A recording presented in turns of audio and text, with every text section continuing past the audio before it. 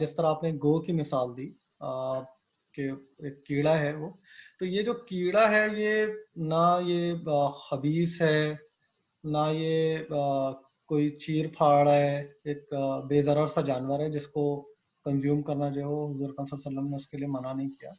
تو یہ جو اصول ہے کہ ایک یعنی بیسکلی تو اسی نسل سے، تو اب ایک کیڑے کی جو فیملی ہے وہ تمام فیملی میں صرف ایک گو یا ٹڈی کیوں حلال قرار دی گئی؟ اس کی صرف وجہ یہ تھی کہ وہ روایت آ گئی، اگر وہ روایت نہیں آتی تو وہ بھی حرام ہو جاتی، یا یہ فیملی پوری حلال ہونی چاہیے؟ اس میں تھوڑی سی آپ ہماری رہنمائی کریں.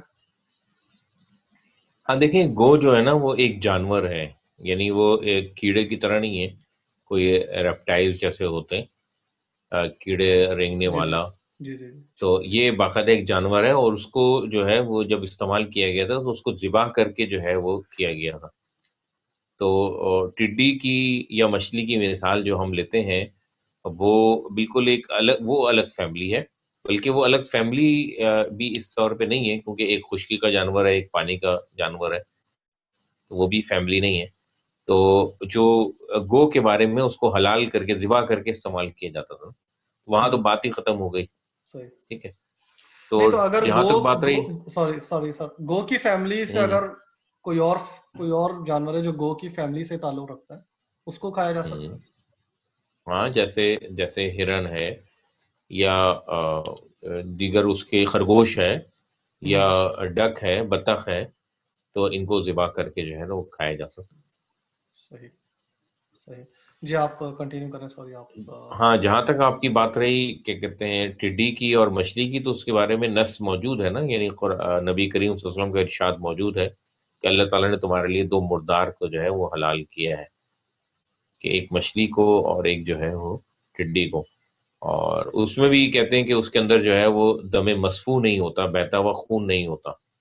تو اگر ایسا کوئی جانور ہے جس کے اندر دم مصفوح نہ ہو، تو ہمارے بہت سے فقہا کہتے ہیں کہ وہ انہی کی فیملی میں سے ہوں گے اور ان کے کھانے میں گنجائش نکلتی ہے. یعنی کہ بہت سے فقہا کے نزدیک یہ لال بیگ اور اس طرح کے جانور وہ بھی حلال ہو سکتے ہیں، اس میں خون نہیں نکلتا بیسیکلی.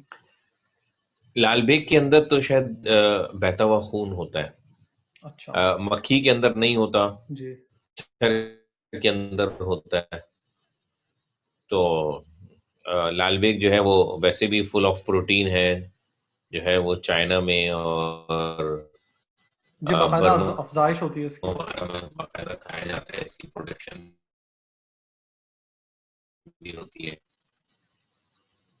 افزائش ہوتی ہے جی اس کی. تو اب ان کے بہتا ہوا جو ہے وہ خون ہوتا ہے. اوکے. اب پتہ نہیں جدہ فقہ اکیڈمی کی کیا رائے ہے، جہاں پر سالانہ اس پر بحث ہوتی ہے کہ جو سوالات آتے ہیں نئے سوالات آتے ہیں کہ جی اس طرح کی چیزوں پہ، تو وہ میرے علم میں نہیں ہے. اوکے.